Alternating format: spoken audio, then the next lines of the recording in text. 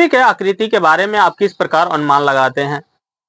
क्या आपके अनुमान के अनुसार पृथ्वी क्रिकेट बॉल की भांति ठोस गेंद है या खोखली गेंद है जो चट्टानों से ढकी हुई है? क्या आपने कभी टेलीविजन या मोबाइल पे ज्वालामुखी का दृश्य देखा है, ज्वालामुखी विस्फोटन देखा है, जिसमें आप देखे होंगे कि वहां से मैग्मा निकल रहा है, जल वाष्प निकल रहा है, राख निकल रहा है। इससे क्या पता चल रहा है? इससे पृथ्वी के आंतरिक संरचना का पता चल रहा है। अर्थात पृथ्वी की आंतरिक संरचना को जानने का जो स्रोत है वो दो है। एक तो प्रत्यक्ष स्रोत है और दूसरा क्या है? अप्रत्यक्ष स्रोत है। अगर प्रत्यक्ष स्रोत की बात करें तो चूंकि पृथ्वी का जो व्यास है वो कितना है? 6371 किलोमीटर है, अर्थात 6371 किलोमीटर है। तो उतनी गहराई में जा पाना तो पॉसिबल है नहीं, ना अब तक कोई गया है और ना कोई जा पाएगा। तो उसके बारे में कैसे पता चलेगा? इसी चीज को हम समझेंगे किसमें? पृथ्वी की आंतरिक संरचना के टॉपिक में। देखें, जो पृथ्वी की आंतरिक संरचना है, इस पृथ्वी के आंतरिक संरचना को जानने के दो स्रोत हैं। कितने स्रोत हैं? दो स्रोत हैं। पहला प्रत्यक्ष स्रोत है, और दूसरा है अप्रत्यक्ष स्रोत। अप्रत्यक्ष स्रोत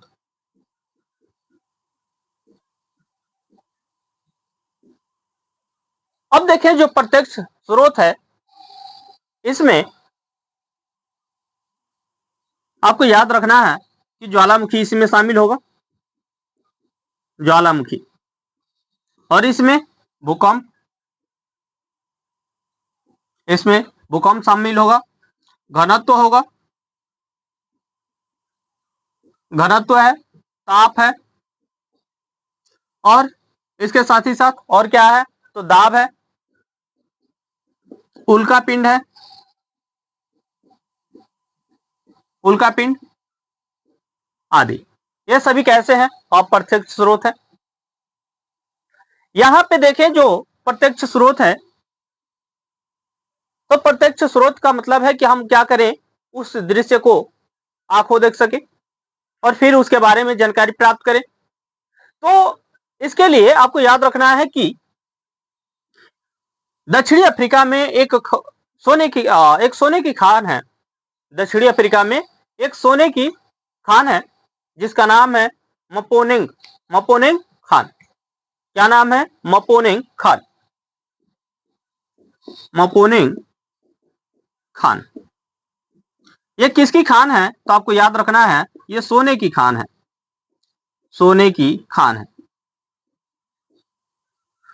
और साथ ही साथ ये विश्व की सबसे गहरी खान है। ये विश्व की क्या है? सबसे गहरी खान है। विश्व की सबसे गहरी खान है, सबसे गहरी ये क्या है? खान है। अगर हम इसके गहराई की बात करें कि इसकी गहराई कितनी है, तो लगभग 4000 मीटर है। लगभग कितनी है?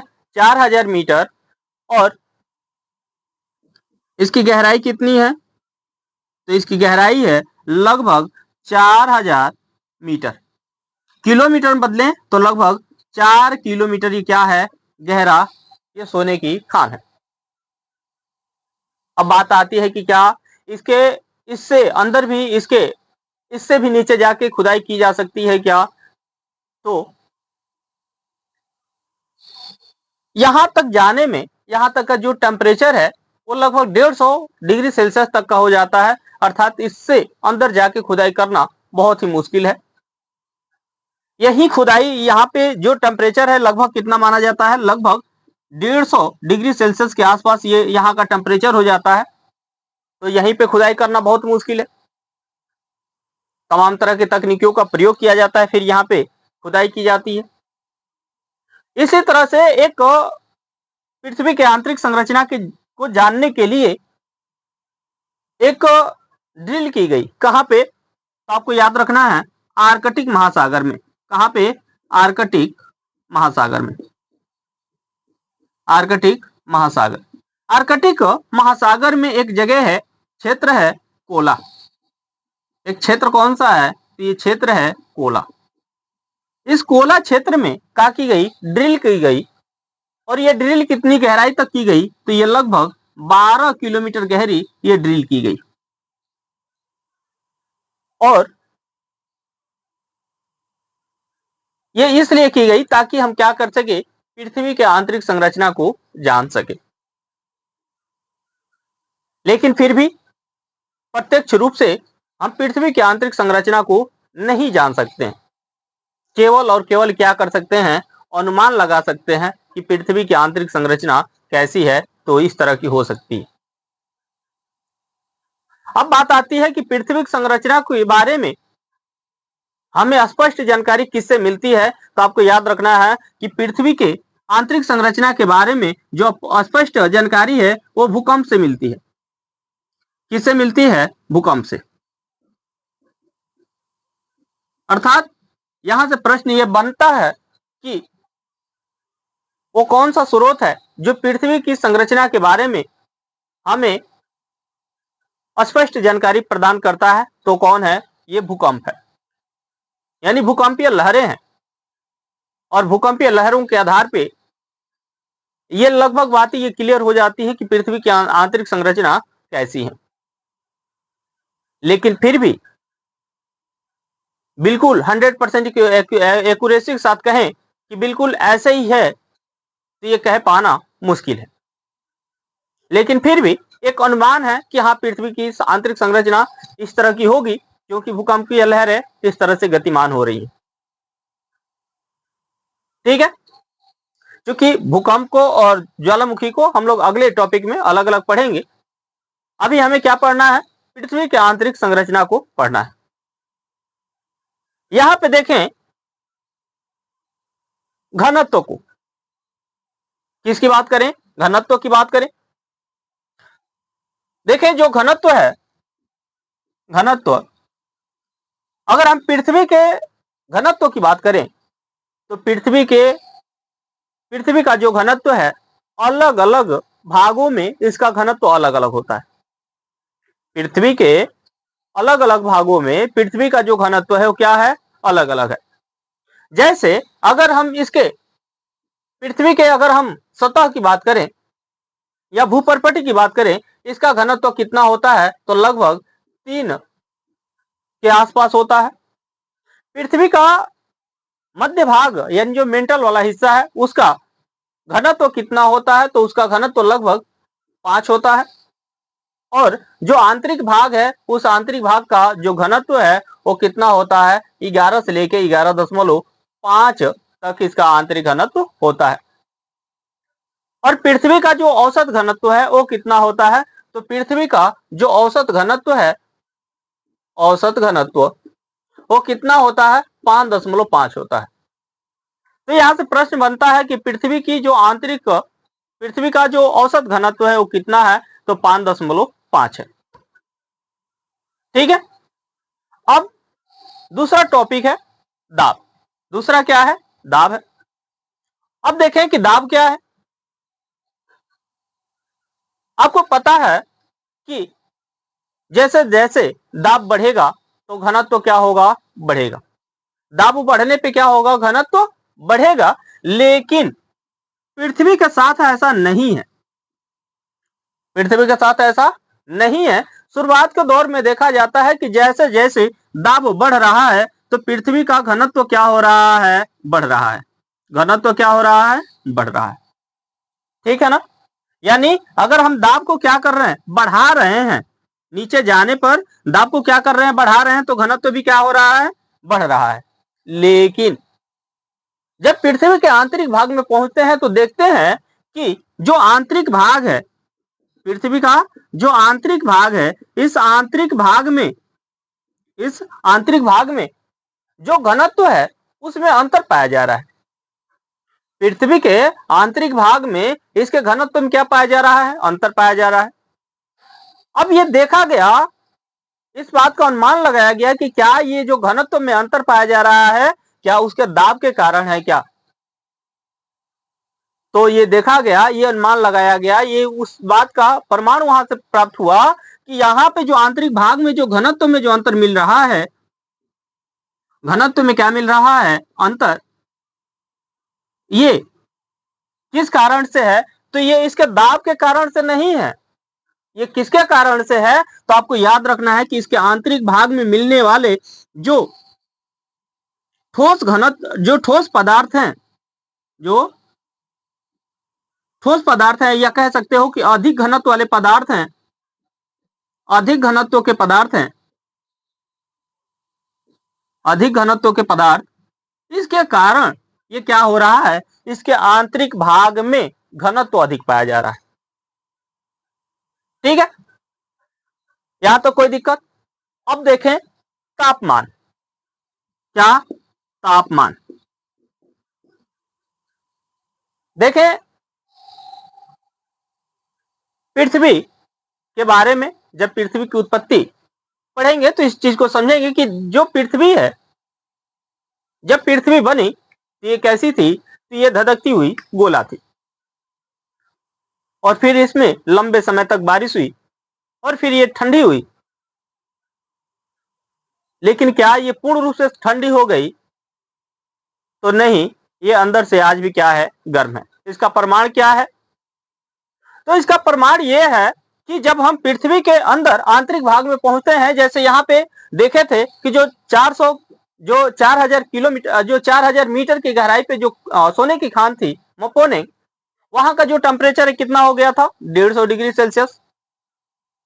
उसी तरह से जब हम पृथ्वी के आंतरिक भाग में अंदर की तरफ जाने का प्रयास करें तो देखेंगे कि जो 8 किलोमीटर की गहराई तक है, ये यहाँ पे जो टेम्परेचर में जो वृद्धि होगी वो प्रति 32 मीटर की गहराई पे 1 डिग्री सेल्सियस की वृद्धि होगी। बात समझ में आ रहा है ना, यानी प्रति 32 मीटर की गहराई पे कितने डिग्री सेल्सियस की वृद्धि होगी, 1 डिग्री सेल्सियस की वृद्धि होगी, यानी टेम्परेचर बढ़ेगा। और ये जो टेम्परेचर है प्रथम 100 किलोमीटर तक, यानी ये प्रथम अगर 100 किलोमीटर तक चले तब इसमें जो औसत टेम्परेचर में जो वृद्धि होगी वो कितनी होगी, 12 डिग्री सेल्सियस प्रति किलोमीटर होगी, प्रति किलोमीटर होगी। बात समझ में आ जाए, जब हम क्या कर रहे हैं, पृथ्वी के आंतरिक भाग में जाने का प्रयास करें या उसका अनुमान लगाएं, उसके बारे में देखें, तो जब हम प्रथम 8 किलोमीटर गहराई तक चलेंगे तो यह तापमान में वृद्धि कितने का होगा, प्रति 32 मीटर की गहराई पे 1 डिग्री सेल्सियस की वृद्धि होगी, अर्थात 1 डिग्री सेल्सियस प्रति 32 मीटर होगी। अगर ये दूरी, ये गहराई अगर प्रथम 100 किलोमीटर तक की है, तब यहाँ पे जो टेम्परेचर में वृद्धि होगी वो कितने की होगी, 12 डिग्री सेल्सियस प्रति किलोमीटर के हिसाब से ये बढ़ेगी। लेकिन क्या इसी टेम्परेचर से, इसी औसत गति से क्या वो लगातार टेम्परेचर बढ़ता रहेगा क्या, तो नहीं, ऐसा नहीं है। इसका मतलब यह है कि जब शुरुआती दौर में जब हम अंदर की तरफ जाने का प्रयास करेंगे तो टेम्परेचर लगातार तेजी के साथ बढ़ेगा, लेकिन जैसे जैसे हम पृथ्वी के आंतरिक भाग में पहुंचेंगे तो वहां का टेम्परेचर में जो वृद्धि की दर है वो लगभग अब वो क्या होती जाएगी, कम होती जाएगी। वो कैसी होती जाएगी, कम होती जाएगी। अर्थात जब प्रथम 300 किलोमीटर तक चलेंगे, प्रथम 300 किलोमीटर, तब यहाँ पे जो टेम्परेचर में वृद्धि की दर है वो लगभग 2 डिग्री सेल्सियस प्रति किलोमीटर हो जाएगी। कितनी होगी, तो 2 डिग्री सेल्सियस प्रति किलोमीटर होगी। अगर इससे अंदर जाते हैं, अगर हम अंदर जाएंगे तब ये वृद्धि की दर कितनी होगी, तो 1 डिग्री सेल्सियस प्रति किलोमीटर होगी। बात समझ में आ रही क्या, ये टेम्परेचर में वृद्धि की दर कितनी हो जाएगी, 1 डिग्री सेल्सियस होगी। और जब पृथ्वी के आंतरिक भाग में पहुंचेंगे, यहां पे दिख रहा है क्या? अगर पृथ्वी के आंतरिक भाग में पहुंचे, यानी अगर देखें ये क्या है, ये पृथ्वी, यहां पे देख लेते हैं इसको, मान लेते हैं ये क्या है, ये पृथ्वी का एक खंड है जो उससे काट के निकाला गया है। यहां पे ये क्या है, उसका केंद्र है। यहां से जब यहां तक चले तो यहां पे इसकी ये जो केंद्र वाली ये त्रिज्या है, ये कितनी होगी? तो ये त्रिज्या जो है 6371 किलोमीटर है, 6371 किलोमीटर। अब ये जो 6371 किलोमीटर की ये जो त्रिज्या है, यहाँ पे टेम्परेचर कितना होगा? तो यहाँ का जो टेम्परेचर है वो 5000 डिग्री सेल्सियस होगा। कितना होगा? 5000 डिग्री सेल्सियस होगा। और इसका जो बाहरी आवरण है, मतलब ये क्या है, इसका पृथ्वी का केंद्र है, यानी कोर है। और कोर को दो भागों में बांटा जाता है, बाह्य कोर और आंतरिक कोर। और पृथ्वी का जो आंतरिक कोर का आंतरिक कोर है वो कैसी अवस्था माना जाता है? ठोस। और उसका बाहरी जो आवरण है वो किस अवस्था माना जाता है? अर्थात बाह्य कोर किस अवस्था माना जाता है? प्लास्टिक अवस्था माना जाता है। ठीक है। अब देखें, एक व्यक्ति है जिनका नाम है एडवर्ड स्वेस। क्या नाम है? Edward Suez. ये महोदय क्या करते हैं? तो ये पृथ्वी की जो आंतरिक संरचना है ना, इसे 3 भागों में बांटते हैं। ठीक है ना। पृथ्वी की आंतरिक संरचना को कौन 3 भागों में बांटता है? तो आपको याद रखना है, एडवर्ड स्विस। Edward Swiss. ये एडवर्ड स्विस महोदय क्या करते हैं? तो रासायनिक संरचना के आधार पे, ठीक है ना, किस आधार पे? तो ये रासायनिक संरचना के आधार पे पृथ्वी के आंतरिक भाग को 3 भागों में बांटते हैं। संरचना, ठीक है ना। पृथ्वी के आंतरिक संरचना के आधार पे पृथ्वी के आंतरिक भाग को कितने भागों में बांटते हैं? तो पृथ्वी के आंतरिक भाग को 3 भागों में बांटते हैं। आंतरिक भाग, जो पृथ्वी का आंतरिक भाग है, इसे कितने भागों में बांटा? तो 3 भागों में बांटा। कितने भागों में बांटा? 3 भागों में बांटा।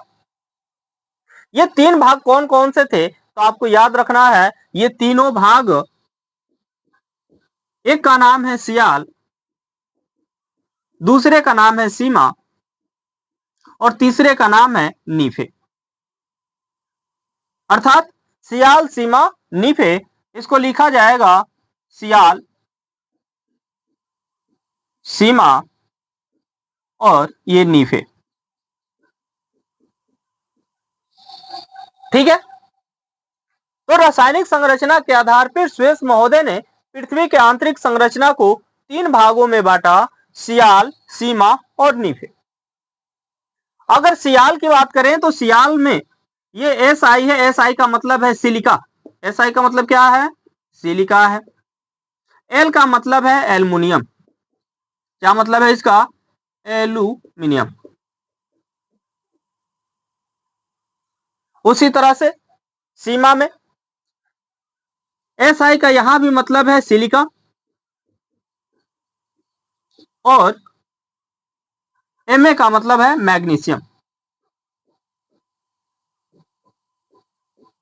मैग्नीशियम,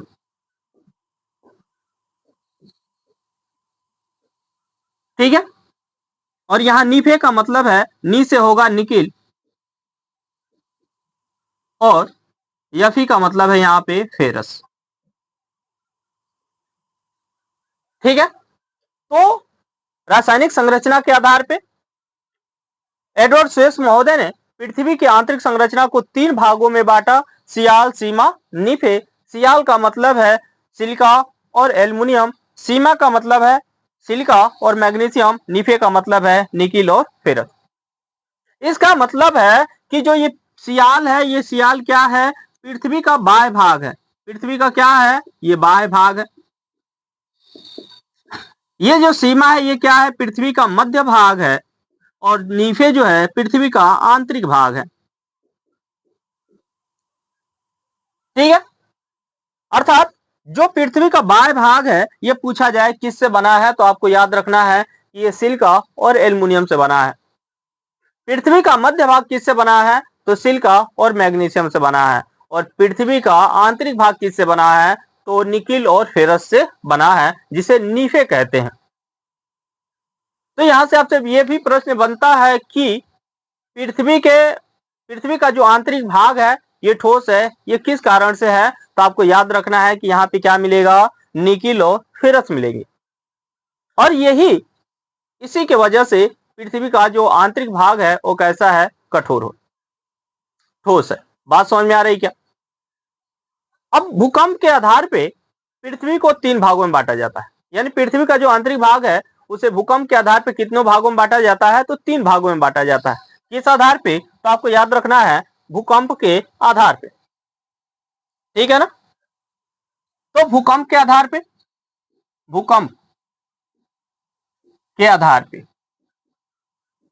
पृथ्वी को कितने भागों में बांटा जाएगा? यानी पृथ्वी के आंतरिक भाग को कितने भागों में बांटा जाएगा? 3 भागों में बांटा जाएगा। कौन कौन से वो 3 भाग हैं? तो आपको याद रखना है, पहला लिथोस्फेयर, जिसको हम कहते हैं स्थल मंडल, स्थल मंडल। दूसरे को कहा जाएगा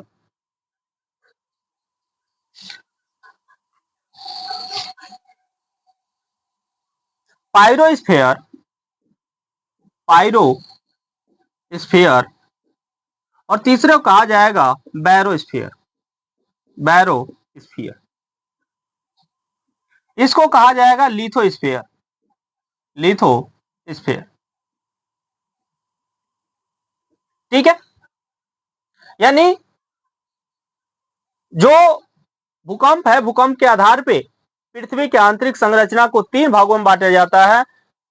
एक है स्थल मंडल, दूसरा है पायरोस्फेयर, तीसरा है बैरोफियर, बैरोस्फेयर। ठीक है? जो बैरोस्फेयर है और लिथोस्फेयर है ये कहां पाए जाएंगे? तो यहां देखें जो स्थल मंडल है ये कहां से कहां तक पाया जाएगा? तो आपको याद रखना है कि जो स्थल मंडल है ये 10 किलोमीटर से लेकर और 200 किलोमीटर गहराई तक जो खंड पाया जाएगा, जो आंतरिक भाग है, उसी को क्या कहा जाता है? स्थल मंडल कहा जाता है। दूसरा है पायरोस्फेयर, पायरोस्फेयर जो 100, इसको देखें तो ये 100 किलोमीटर से लेकर और ये 28-80 किलोमीटर गहराई तक ये क्या होगा? ये भाग पाया जाएगा। और बैरोस्फेयर 28-80 से लेकर, यानी 28-80 किलोमीटर से लेकर 63-71 किलोमीटर तक, यानी पृथ्वी के आंतरिक भाग तक क्या होगा? ये जो भाग पाया जाएगा उसे क्या कहा जाएगा? उसे बैरोस्फीयर के नाम से जाना जाएगा। बात समझ में आ रहा है क्या? तो हमने देखा कि भूकंप के आधार पे जो पृथ्वी की आंतरिक संरचना है उसे कितने भागों में बांटा जाता है? तो 3 भागों में बांटा जाता है। एक को कहा जाता है स्थल मंडल, दूसरे को पायरोस्फीयर, तीसरे को बैरोस्फीयर के नाम से जानते हैं। जो स्थल मंडल है ये कहां से कहां तक पाया जाएगा? तो आपको याद रखना है 10 किलोमीटर से लेके 200 किलोमीटर गहराई तक पाया जाएगा। पायरोस्फीयर जो है 100 किलोमीटर गहराई से लेके और 28-80 किलोमीटर गहराई तक ये क्या होगा? पाया जाएगा, यानी 2880 किलोमीटर गहराई तक पाया जाएगा। फिर 2880 किलोमीटर से लेकर 6371 किलोमीटर गहराई तक जो भाग पाया जाएगा उसे क्या कहा जाएगा? तो उसे बैरोस्फीयर या बैरी स्फीयर के नाम से जानेंगे। इसे ही बैरोस्फीयर या इसी को बैरी स्फीयर के नाम से जानते हैं, बैरी स्फीयर। ठीक है ना? बात समझ में आ रही क्या? अब देखें, एक संस्था है IUGG, IUGG, जिसका मतलब होता है international union geodesy and geophysics. ठीक है ना? एक संस्था है जिसका नाम क्या है? IUGG, जिसका मतलब क्या है? International union geodesy and geophysics. ये जो संस्था है इसने पृथ्वी के आंतरिक संरचना को कितने भागों में बांटा? तो पृथ्वी के आंतरिक संरचना को इसने भी 3 भागों में बांटा। कितने भागों में बांटा? 3 भागों में बांटा। कितने भागों में बांटा? 3 भागों में बांटा। ठीक है?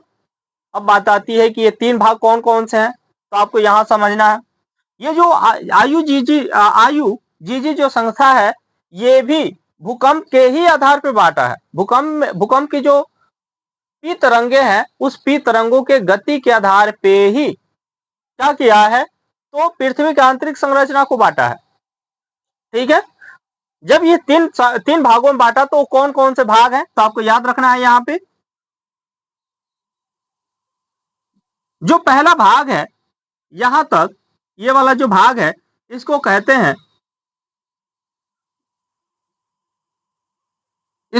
हैं भूपर्पटी। क्या कहते हैं? भूपर्पटी। जो ये दूसरा भाग है, इसे कहते हैं मेंटल। क्या कहते हैं? मेंटल। इसी को कहते हैं परवार। क्या कहते हैं इसको? परवार कहते हैं। और जो तीसरा भाग है, इसे कहते हैं कोर। क्या कहते हैं? कोर या क्रोड के नाम से जानते हैं। अब देखें, जो भूपर्पटी है, ये कितना पाई जाएगी, यानी कितनी से कितनी गहराई तक ये पाई जाएगी। तो जो भूपर्पटी है, आपको याद रखना है कि ये महासागरों में ये कितनी गहराई तक पाई जाएगी, तो आपको याद रखना है 5 किलोमीटर तक। और महाद्वीपों पर ये कहां तक पाई जाएगी, तो आपको याद रखना है कि 30 किलोमीटर गहराई तक पाई जाएगी। लेकिन आपको एक बात ये भी याद रखना है कि जो पृथ्वी पर जो महाद्वीप है, यहां पे पर्वत भी है। और जो पर्वत है, तो अगर उनके जड़ों को देखें, अर्थात तो अगर उनके बेस को देखें, तो अंदर तक है। इसका मतलब कि जहां पे पर्वत पहाड़ है, वहां पे ये भूपर्पटी कहां मिलेगी, कहां तक मिलेगी, तो पर्वतों के नीचे इसकी जो भूपर्पटी का जो विस्तार है, लगभग 100 किलोमीटर गहराई तक मिलेगा। कहां तक मिलेगा? लगभग 100 किलोमीटर गहराई तक मिलेगा। यहां पे जो भूपर्पटी है, इस भूपर्पटी को घनत्व के आधार पे 2 भागों में बांटा जाता है। क्योंकि आप जान रहे हैं कि जो प्राथमिक जो तरंग है, जो पी तरंग है, उसकी जो गति है, वो घनत्व पर डिपेंड करता है। जैसे जैसे घनत्व बढ़ेगा, उसकी गति भी क्या होगी? बढ़ेगी। अर्थात यहां पे उसकी गति क्या होती है? कम होती है। जैसे ही उसके कुछ अंदर वाले भाग में पहुंचेगी, उसकी गति क्या हो जाएगी? बढ़ जाएगी। तो भूपर्पटी को 2 भागों में बांटा जाएगा। एक को कहा जाएगा, ऊपर वाले भाग को कहा जाएगा ऊपरी भूपर्पटी। क्या कहा जाएगा इसको? ऊपरी भूपर्पटी। ऊपरी भूपर्पटी। जो दूसरा भाग है, इसे कहा जाएगा निचली भूपर्पटी। निचली भूपर्पटी। निचली भूपर्पटी। ठीक है, ये जो ऊपरी और निचली भूपर्पटी के बीच में जो ये असंबद्धता पाई जा रही है, डिसकंटिन्यूटी पाई जा रही है, इसी डिसकंटिन्यूटी को कहते हैं कोनार्ड। क्या कहते हैं? कोनार्ड असंबद्धता या कोनार्ड डिसकंटिन्यूटी, असंबद्धता। इसे किस नाम से जानते हैं? कोनार्ड असंबद्धता के नाम से जानते हैं। ठीक है, अब देखें, जो ये मेंटल है, इस मेंटल में आए तो मेंटल को 2 भागों में बांटा जाता है। क्योंकि यहां भी जो प्राथमिक तरंग है, उसके गति में क्या मिलेगा? अंतर देखने को मिलेगा। अर्थात इस भाग में उसकी गति इसके अपेक्षा बढ़ जाता है, और इस भाग में इसके अपेक्षा यहाँ पे उसकी गति क्या हो जाती है? बढ़ जाती है। अर्थात मेंटल को 2 भागों में बांटेंगे। ऊपर वाले हिस्से को कहेंगे ऊपरी मेंटल। इसको क्या कहेंगे? ऊपरी मेंटल। और जो निचला भाग है, इसे कहेंगे निचला मेंटल या निचली मेंटल। निचला मेंटल। ठीक है, अब देखें, ये जो मेंटल की ये शुरुआत है, यहां से है ना? यहां से लेके यहां तक का ये पूरा भाग क्या है? मेंटल है।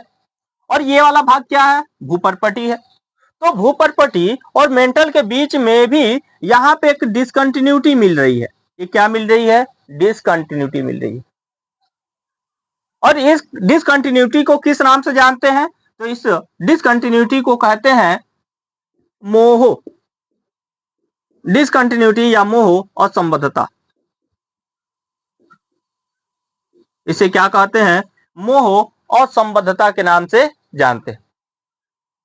ठीक है, अब देखें, ये जो ऊपरी मेंटल है और निचली मेंटल है, इसके बीच में भी यहां पे एक असंबद्धता पाई जा रही है। इस असंबद्धता को कहा जाता है रेपटी। क्या कहा जाता है इसको? रेपटी कहा जाता है। रेपटी असंबद्धता, असंबद्धता, रेपटी असंबद्धता। इसे किस नाम से जानते हैं? रेपटी असंबद्धता के नाम से जानते हैं। अब देखें, ये जो मेंटल का ऊपरी भाग है ना, ये वाला, यहां तक, ये 200 किलोमीटर की गहराई तक, यहां पे जो भूकंप की गति है ना, वो क्या हो जाती है? कम हो जाती है। यहाँ पे भूकंप की गति क्या हो जाती है? कम हो जाती है। इसलिए आपको याद रखना है कि ये 100 से लेकर 200 किलोमीटर के बीच का ये जो क्षेत्र है, इसको कहा जाता है लो वेलोसिटी जोन या जोन ऑफ लो वेलोसिटी। ठीक है ना, या निम्न गति का क्षेत्र कहा जाता है इसे। निम्न गति का क्षेत्र, निम्न गति का क्षेत्र कहलाता है ये क्या है? निम्न गति का क्षेत्र है, यानी जोन ऑफ लो वेलोसिटी, या आप ऐसा भी कह सकते हैं कि लो वेलोसिटी जोन। ठीक है, अब देखें कि ये जो मेंटल है, ये कहां से कहां तक पाया जाएगा? तो आपको याद रखना है कि ये 2900 किलोमीटर गहराई तक ये क्या होगा? मेंटल पाया जाएगा। इस 2900 किलोमीटर गहराई तक क्या पाया जा रहा है? मेंटल। ये जो असंबद्धता है रेपटी, ये कहां तक पाई जाएगी? तो आपको याद रखना है, ये पाई जाएगी 700 किलोमीटर गहराई में। ठीक है, आगे बढ़ते हैं। ये वाला जो भाग है, ये क्या है? कोर है। ये भाग क्या है? कोर है। और ये जो कोर है, कोर और मेंटल के बीच में यहां पे फिर एक असंबद्धता पाई जा रही है। क्या पाई जा रही है? असंबद्धता। और इस असंबद्धता को क्या कहा जाता है? तो इस असंबद्धता को गुटेनबर्ग कहा जाता है। इसे क्या कहा जाता है? गुटेनबर्ग, गुटेनबर्ग, गुटेनबर्ग असंबद्धता। इसे क्या कहा जाता है? गुटेनबर्ग असंबद्धता के नाम से जानते हैं। ये जो असंबद्धता है, ये कहां पाई जा रही है? 2900 किलोमीटर गहराई में, अर्थात मेंटल और यानी निचली मेंटल और कोर के बीच में। या ऐसा भी कहा जाता है कि मेंटल और कोर के बीच में जो असंबद्धता पाई जाती है, उसे क्या कहा जाता है? उसे ही गुटेनबर्ग असंबद्धता के नाम से जानते हैं। अब देखें कि जो ये कोर है ना, कोर को फिर से दो भागों में विभाजित किया जाता है। जो इसका ऊपरी भाग है, इसको कहा जाता है बाहरी कोर या बाह्य कोर। इसको क्या कहा जाता है? बाह्य कोर। और जो अंदर वाला हिस्सा है, इसको कहा जाता है आंतरिक कोर। इसको क्या कहा जाता है? आंतरिक कोर के नाम से जानते हैं। ठीक है ना, इसको क्या कहा जाता है? इसे आंतरिक कोर के नाम से जाना जाता है। ठीक है, अब ये जो आंतरिक कोर को जो विभाजित करने वाली यहाँ पे रेखा है, ये होगी यहाँ पे 51-50 किलोमीटर पर। और आंतरिक कोर और बाह्य कोर के मध्य में जो असंबद्धता उत्पन्न होगी, उसे ही क्या कहा जाएगा? तो उसे ही लेहमैन असंबद्धता के नाम से जाना जाएगा। तो यहाँ पे जो असंबद्धता उत्पन्न हो रही है, इसका नाम क्या है? तो इसका नाम है लेहमैन असंबद्धता। इसका नाम क्या है? लेहमैन असंबद्धता। लेहमैन असंबद्धता यानी लेहमैन डिसकंटिन्यूटी। बात समझ में आ रही है क्या? अब इसके घनत्व की बात करें, देखें जो पृथ्वी का जो सबसे बाहरी भाग है, जिसे क्या कह रहे हैं? भूपर्पटी। भूपर्पटी का जो बाहरी यानी जो बाह्य भूपर्पटी है, यहां का जो घनत्व है, इसका घनत्व कितना है? तो इसका घनत्व 2.8 होती है। इसका घनत्व कितना है? 2.8 है। इसके आंतरिक भूपर्पटी की बात करें या निचले भूपर्पटी की बात करें, इसका घनत्व कितना है? 3.0 यानी 3 है। यहां जब अंदर की तरफ आएंगे तो जो मेंटल है इसका घनत्व कितना है, तो इसका मेंटल का जो घनत्व है वो 5 मिलेगा, यानी 5.0 मिलेगा। जो बाह्य कोर है, बाह्य कोर का जो घनत्व है वो कितना होगा, 11 होगा। और जो आंतरिक कोर है, आंतरिक कोर का जो घनत्व है वो कितना होगा, 13.5 होगा। ये क्या है, उसका घनत्व है। लेकिन अगर पृथ्वी के हम अगर औसत घनत्व की बात करें कि पृथ्वी का औसत घनत्व कितना होगा, तो आपको याद रखना है कि पृथ्वी का जो औसत घनत्व है वो कितना होता है, 5.5 होता है। तो पृथ्वी का औसत घनत्व कितना है, तो पृथ्वी का औसत घनत्व, पृथ्वी का औसत घनत्व कितना है, तो आपको याद रखना है 5.5 होता है। ठीक है, तो ये क्या रहा, ये रहा पृथ्वी की आंतरिक संरचना। ठीक है, आपको क्लास कैसा लगा आप कमेंट करके जरूर बताएं। साथ ही साथ यदि चैनल पे आप पहली बार विजिट किए हैं तो चैनल को लाइक शेयर और सब्सक्राइब कर लें। साथ ही साथ इसे अपने दोस्तों को भी शेयर कर दें ताकि वो भी इस क्लास का लाभ ले सकें। ठीक है, ठीक है, तो मिलते हैं अगले क्लास में, तब तक के लिए जय हिंद।